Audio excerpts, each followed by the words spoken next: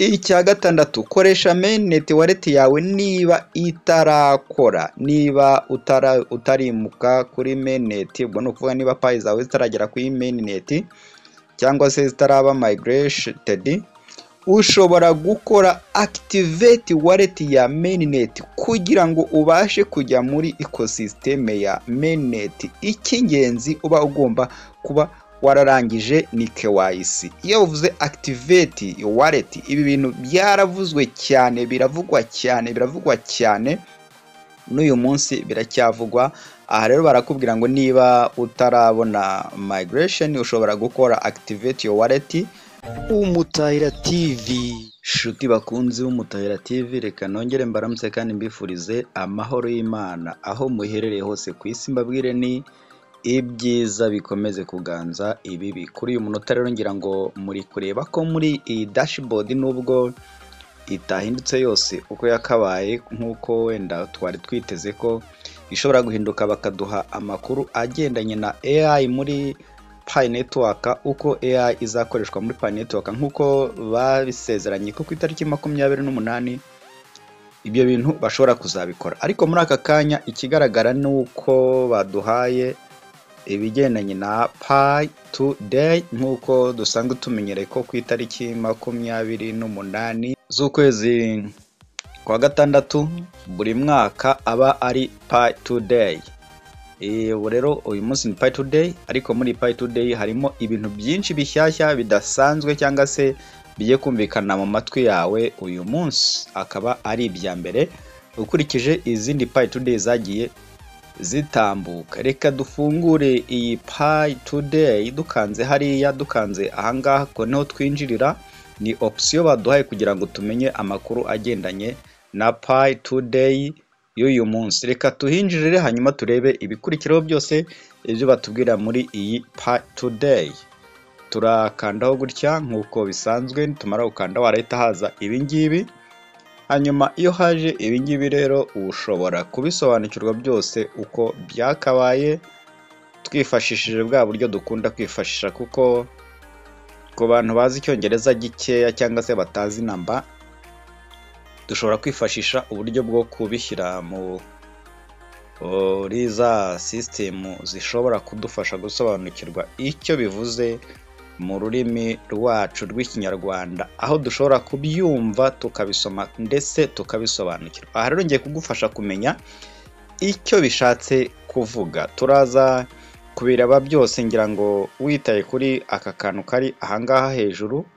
Ahangaha hejuru hariho amasaha 218 n'iminota 2 n'amasegonda agenda ahindagurika. No kuvuga ni igihe kiza gushira kugira ngo bigende uko nza kukubwira kuri challenge. Ni ibintu byinshi bitari bikeya, ariko tugiye kubisoma mu minota mikeya kugira ngo buri wese asobanukirwe icyo bivuze mu rurimi rw'ikinyarwanda. Mwebwe muzi icyongereza ntago biri buze kubagora cyane, murahita rwose mubisoma muhereye kuri aka kambere ka Pi Today 2025 challenge, hanyuma muze mumanuke mugeze kuri different username color. Byose mushobora kubyisomera, ariko twebwe nge namwe tutazi cyangwa se tutumva ururimi rw'icyongereza, reka twifashishe ikinyarwanda cyangwa se tubisobanukirwe mu buryo burenzeho. Reka tubisome duhereye kuri Pi Today 2025 challenge, isabukuru yihariye. Baravuga ko ari isabukuru itandukanye n'izindi sabukuru zagiye zitambuka, ni isabukuru yihariye. Bakatubwira kuri twa tubare dutera ya masaha nahoze ndimo kubabwira. Barakubwira ngo hari igihe cyagenwe hari yahanditse 218 n'iminota 19 n'amasegonda 33. Ni nk'isaha igaragaza igihe gisigaye ku mukino cyangwa ibikorwa byo kwizihiza Pi Today 2025. Intego nukuzuza ibikorwa steps byose ngo wizihize Pi Today 2025. Usure imishinga inyuranye ya Pi kandi wungukire mu bihembo byateguwe fan reward. Ni ukuvuga ngo gusura ibyo bikorwa uhita ubona reward, ibihembo. Ubwo ni ukuvuga ngo rate yawe ishobora kuzamuka ukabona payi zirenze izo wakagombye kuba ubona utasuye ibyo ngibyo. Icya mbere, gusura Pi App Studio. Pi App Studio iri muri beta, ni ahantu ushobora gukora application yawe y'imbere muri Pi ukoresheje Gen AI. Gen AI ni rya koranabuhanga ry'ubwenge bukorano rizakorera muri Pi network, utagombye kuba uzi guprograma coding. Urakurikiza amabwiriza yoroheje step by step guide, ugashyiramo ubumenyi bwawe ukanoza uko app izaba imeze, kuko ikiri mu igerageza beta, hamwe bashobora kutabasha kuyigeraho cyangwa bakagira ibibazo bitandukanye mu kuyikoresha. Icyo ni icya mbere. Icya kabiri, reba ecosystem domain staking na mainnet apps. Jya muri ecosystem interface urebe application zashyizwe kuri mainnet na community ya Pi. Hari apps nshya zakozwe muri App Studio zizaba zifite tags ya App Studio. Haba kandi harimo ecosystem directory staking, aho ushobora gukoresha Pi yawe ugashyigikira app runaka kugira ngo izamuke mu myanya yo hejuru muri ecosystem. Icya gatatu, ushobora kwitabira cyamunara auction yo kugura Pi domain nka domain names z'ubucuruzi cyangwa izindi mishinga, ukabasha no kureba aho amasezerano yawe ageze n'amanota ajyanye na auction. Icya kane, download Pi Today 2025 banner. Iyi ni sticker cyangwa ifoto yo kwizihiza Pi Today 2025, ariko igifunze locked. Uzayifungura nyuma yo kurangiza ibisabwa muri mainnet checklist. Mainnet checklist ngira ngo mwese nta muntu utayizi. Aba pioneer bose bamaze kuba bafite account za Pi network, mainnet checklist murazizi kandi murazifite mwese. Umuntu utaruje mainnet checklist ashobora kwandika muri comment nkamuha video imwereka uko ashobora kuza mainnet checklist guhera kuri step ya mbere kugeza kuri step ya 9. Hanyuma bakakubwira ngo icya gatanu, uzuza mainnet checklist, ariyo ngingo n'ubundi bagezeho bakubwira reba ko ibyo usabwa byose ngo ubashe kujya kuri mainnet byuzuye.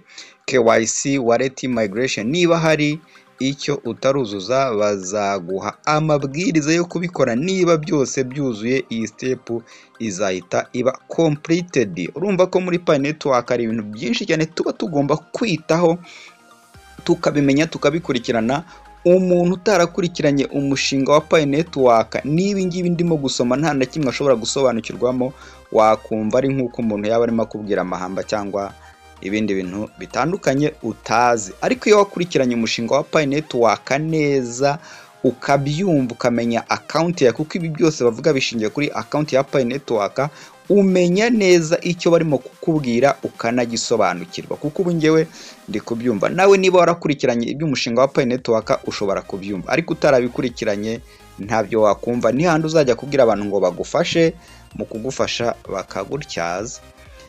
Icya gatandatu, koresha mainnet wallet yawe niba itarakora, niba utarimuka kuri mainnet. Ubwo ni ukuvuga niba Pi zawe zitaragera kuri mainnet cyangwa se zitaraba migrated, ushobora gukora activate wallet ya mainnet kugira ngo ubashe kujya muri ecosystem ya mainnet. Icy'ingenzi uba ugomba kuba wararangije ni KYC. Iyo uvuze activate wallet, ibi bintu byaravuzwe cyane, biravugwa cyane n'uyu munsi biracyavugwa.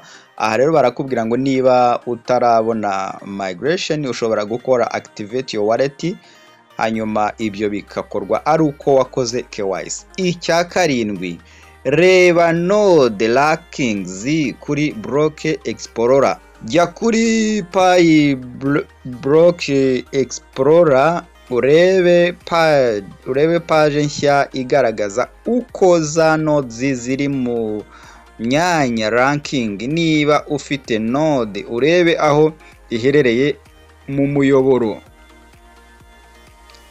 Icya munani, hari username badger. Hari agashushanyo k'ikirango badger uhabwa kuri username yawe ariko igifunze locked. Cyo agashushanyo karacyafunze ntibirakunda. Icya cyenda, ibirori kuri Fireside Forum.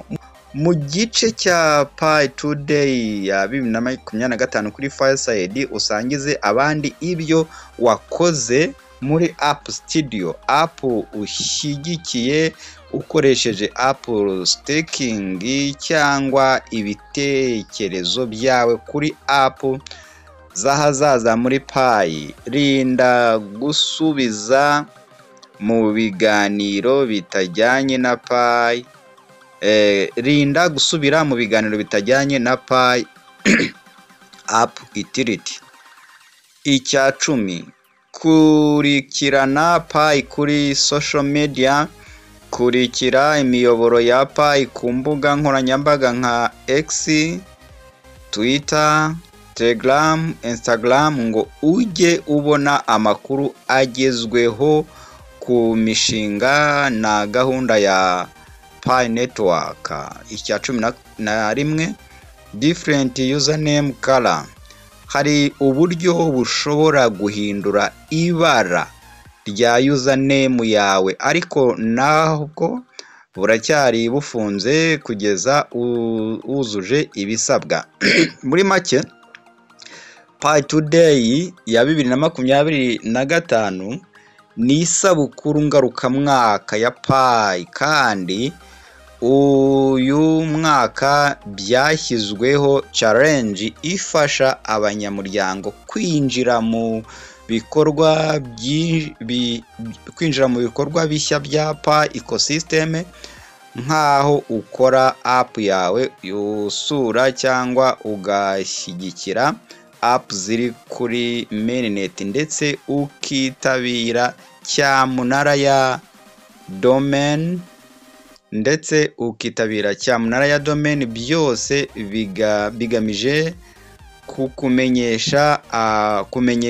byose bigamije kumenyereza abantu gukoresha Pi mu buryo bufatika. Ahangaha urumva ko kuri iyi Pi Today batuzaniye amakuru meza umuntu akwiye kumenya. Urumva ko gukoresha iyi Pi ni ukubimenyerezwa mu buryo bumwe cyangwa se ubundi, uretse wenda ubu buryo bwo kuba bafungura umuyoboro wo kuba bakwemerera abantu guhaha kubera ko wenda muri ecosystem kiriya giciro cyemejwemo, ariko mu by'ukuri n'ubu buryo bwo gukoresha Pi muri ubu buryo nabwo ni ubundi buryo bushobora kukuzanira inyungu cyangwa se bushobora kuguha ubumenyi mu gukoresha Pi Network. Urumva ko muri make uko bimeze, barimo kumenyereza abantu gukoresha iyi Pi Network ku bantu bamaze kuyimaninga, ariko ikibazo gihari kinakomeye nuko abantu benshi bingi batabyitayeho, ahubwo bashaka kumva bahita babona ibyo bahaha, bashaka kumva bahita babona ibyo bagura, bashaka kumva ko byahita bigera kuri kiriya giciro cya 314,159 cyangwa se bikarengaho, ariko ntibishimire ko kuba Pi Network yarabashije kujya ku ma exchange wenda ikitwa amafaranga. Uyu munsi abayicuruza bakaba barimo kuyicuruza, abo bo bari mu kazi, barimo gucuruza, bamaze kuyimenya no kwimenyera, ariko abantu benshi bategereje kuzahaha cyangwa se kuzagura ibintu runaka, kuzubaka amazu no kuzabonamo ibyo bifuza ngo basubizwe ku byifuzo byabo, ntago baramenyera gukoresha iyi Pi Network. Usibye no gukoresha Pi Network, no gukontorora account zabo biracyagoranye, mu gihe ushobora kubona ko ari weho manager w'iyi account yawe, ni wowe manager w'iyi account yawe. Niyo mpamvu ugomba kumenya yuko byose ugomba kubyikurikiranira ubwawe, nta wundi muntu ubigufashijemo. kubera yuko unyuze ahangaha muri Pi browser urabona yuko ubona hasanga harimo akandi kantu gashyashya kagiyemo kanditseho manager account. Iyo unyuze kuri aka kantu kanditseho ngo manager account, bahita nyine bakwereka manager w'iyi account, ni ukuvuga ngo ugomba kuyimanaginga. Reka tukanyureho hanyuma turebe manager wa account. Nawe nukanyuraho uraza kubona manager wa account. Ukanze kuri aka kantu gutya urabona ko manager wa account aba ari uyu nguyu. Nawe nunyura muri Pi browser iwawe muri account yawe uraza gukanda usange niweho manager w'iyo account yawe, bikugaragariza yuko ari we wakagombye kuyimanaginga aho kuyiha abandi bantu ngo bayikumanagingire ushaka kubabwira ngo bagufashe ibintu bimwe na bimwe ngo bigiye bitandukanye. Ni wowe ugomba kubyikorera, aho ushobora gukora report compromised account. Report compromised account ni ukuvuga no gutanga raporo y'ibintu bishobora kuba byangiritse kuri account yawe. Self report is account as fake, aho ushobora kuba uzi account ya fake ukaba wayitanga unyuze hariya, cyangwa se ukaba wabasha gukuraho account yawe mu gihe wumva utakikeneye. Ahangaha kuri account deletion, aho ushobora kumenya username yawe cyangwa se invitation code, referral link yawe ukaba uyifite washaka kuyohereza abantu ngo binjire kuri username yawe, ukaba wabikora gutyo kugira ngo umenye neza yuko iyi account ari yawe, ari nawe uyishinzwe, ari wowe ushinzwe kuyikontorora. Muri Pi network hagenda hazamo udushya tugiye dutandukanye mu gihe kigiye gitandukanye. N'ubu ngubu muri Pi browser urabona ko hajemo akandi gapoint ka App Studio. Aka ni gashyashya ntabwo kari gasanzwemo, ariko urabona ko uyu munsi kuri Pi Today nako bagashyizemo. Iyi manager account nayo ni shyashya ikwereka neza yuko account ari yawe, ari ugomba kuyimenya no kuyikontorora no kuyikora kuri buri kimwe cyose, ukamenya ko ugomba kubyikorera aho kubiha undi ngo abigukorere. Ntabwo uzajya gushaka umukashiya ngo akubikoreze cyangwa se agukorere ibyo muri konti yawe, ahubwo ni wowe uzabyikorera ugakora buri kimwe cyose ugomba gukora muri account yawe ya Pi network utayihaye undi muntu uwo ari we wese, ukamenya ko ari ibyawe kandi ari wowe bireba. Muri Pi browser bazanyemo iyi App Studio, aho ushobora kunyura ugakora ibyo nahoze ndi kubasomera hariya muri ariya makuru baduhaye kuri Pi Day. Batubwiyemo ni App Studio ugomba kuyikoresha icyo ugomba kuyikoresha. Nyuma yuko baduhaye domain niyo yaherukagamo nshyashya, ariko batuzaniye iyi ngiyi nshyashya nanone. Reka mbashimire kandi mbifurize amahoro y'Imana. Ngewe ndi Leonard, utarakora subscribe kuri channel yacu Umutahira TV, reka ngusabe ukore subscribe kuri channel yacu Umutahira TV. Kandi niba ufite igishobora kugucanga muri ibi ngibi tuba tuvuze, tuba tuganiriye, yaba ari ugukora mainnet checklist n'ibindi bitandukanye, wakwandika muri comment. Ibirori byiza, MC Leonard ashobora kubabera MC mu misango yacu ya Kinyarwanda, aho ashobora kubayoborera dote na reception kandi ibintu bikagenda neza. Ashobora kubabera mu mwanya mwiza wo kubabwira amazina y'inka mu gihe cy'amazina y'inka, mukeneye iyo gahunda y'amazina y'inka muri dote cyangwa se no mu bindi birori bitandukanye, aho muzakenera izi serivisi zishobora kuboneka kuri uyu Mutahira Leonard. Ariko kandi Leonard ashobora kubabera umusaza, akababwira imisango, akabakorera imisango, akagusabira umugeni cyangwa se agasabwa umugeni, akaba umukwe mukuru cyangwa umusangwa mukuru. Ukeneye MC Leonard wamuhamagara kuri 0788868006.